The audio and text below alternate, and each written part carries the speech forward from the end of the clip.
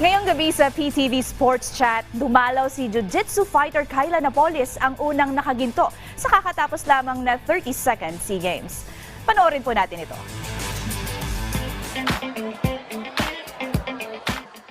Welcome to another episode of PTV Sports Chat. For today, we have a very special guest. From the Southeast Asian Games, the Philippines' first gold medalist. Everyone, please welcome Ms. Kaila Napolis. Hi, thank you for having me. Yeah, thank you for coming. I mean, I know that medyo busy ka and medyo it's hype, you know, because you won the gold. Same with all the athletes.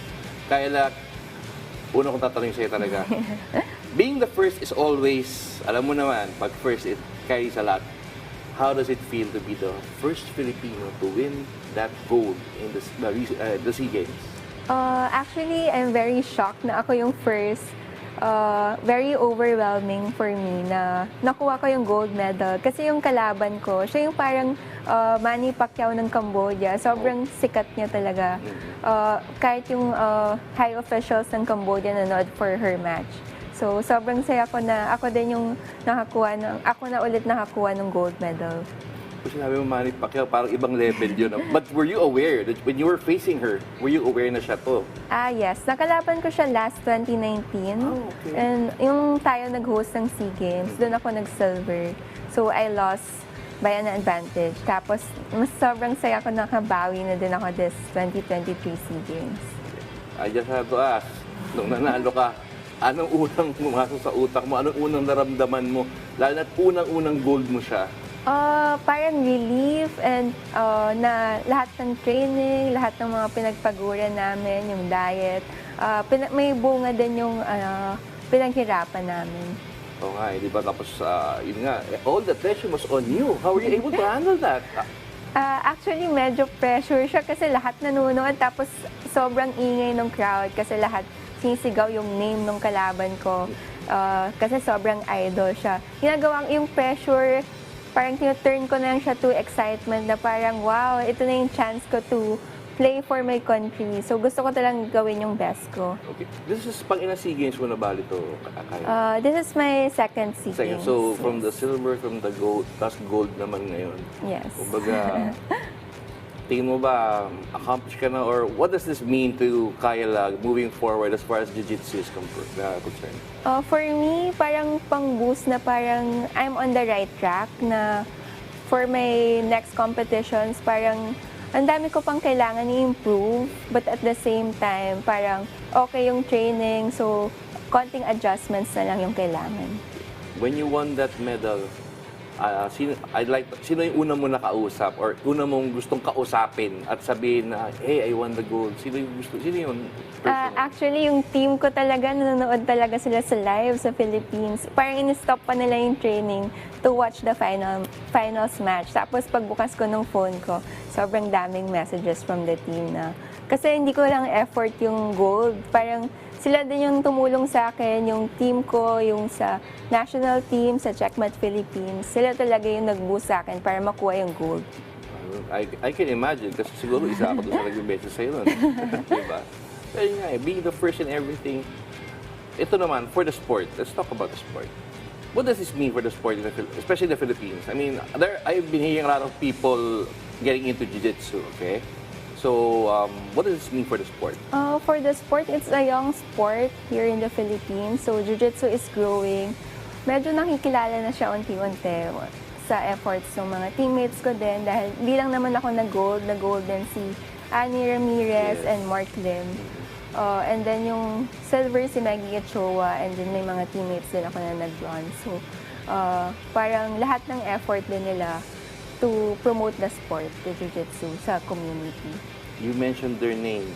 Yes. Maggie Ochoa, Annie Ramirez. Those are two familiar names. Yes. So you're among those names now. How does that feel?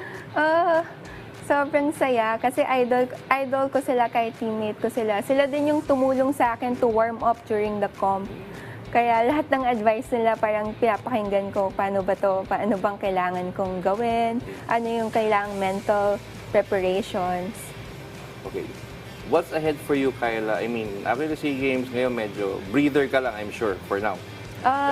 kailangan agad namin mag-training kasi yung susunod is mas malaking compa kaysa sa SEA Games. So ito yung JJIF Worlds. Oh, yeah. And then there's also Asian Games and Asian Indoor Games. Ibang level ka lang ngayon, di ba? Yung dati mo, yung ano lang, parang siguro, ikaw lang. Pero Yes. now, you're getting all the support. Kumbaga, does this give you added motivation to perform better and aim higher? Yes, sobrang motivation talaga tong yung support na natanggap ko for winning the gold medal in SEA Games. So, maraming gustong tumulong para sa mga next competitions. And I'm sure with your win, maraming wondering they want to get into Jiu Jitsu. Is that something that's when na pumasok sa isip mo? Yes, yung Jiu Jitsu is actually any gender, any age. You can start young, but you can also start old. May mga naka-training ako sa Japan na kahit 6 years old sila, sobrang lakas nila, para silang mga 30 years old gumalaw. So, parang yung sport is nakakabata talaga siya. Correct me if I'm sure naman, there's a mental aspect when you compete, no? Yes. So, kanina, I can't help but recall sa mo, ito nga, favorite, Manny Pacquiao po nun yung Jiu-Jitsu daw. How are you able to channel yourself to focus on just winning the fight? Actually, yung teammate ko sabi niya, when you fight, don't see a color, don't see a face. Parang gusto mo lang gawin is at isipin is yung technique talaga. So, doon ka lang mag-focus sa grip, anong kailangan next move mo. Instead, yung fame ng kalaban mo. Kasi doon ka matatalo. So, dapat laging positive mindset lang. Was it difficult for you? Sabi mo kanina, di ba, they were really backing yung kalaban mo. Yes. Malaging backing. And I can imagine the chants they were supporting her. How were you able to block all of that? Actually, nakakatuwa. Di ba sobrang puno ng venue dun sa Cambodia. Merong small part doon yung mga teammates namin, Philippines, na kada humihina yung chant ng kalaban, kahit konti lang sila, parang napuno yung stadium sa sigaw nila, kahit around 10 people lang sila. 10 people, Yeah. Napuno nila? Yeah. Okay. Ang galing nilang sumigaw. Oh, but you were hearing them cheering you on? Yes. Okay, so that was another aspect that helped you, di ba? Yes. So, usual mo yung mga sa Worlds and then sa Asian Games. Sa tingin mo ba, is there a chance you're gonna face again to see? Feeling ko makakatapat ko siya ulit. Siyempre, ka-division. And I think she's preparing also for another big competitions. Okay, so before we end, I want to give you the floor. Maybe you wanna greet, siyempre, dami ka ngayong bagong fans and followers. Maybe you'd like to thank them or Okay. invite them to... Thank you for supporting Jiu Jitsu in the Philippines. Thank you for our federation, Jiu Jitsu Federation of the Philippines, and my team, Checkmat Philippines, for supporting me always. Yun lang po. Sana try nyo din po yung Jiu Jitsu. Alright. Thank you, Kaila. Thank you.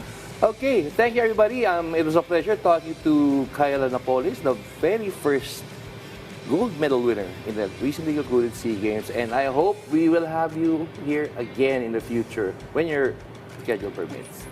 All right. Thank you everybody and have a nice day.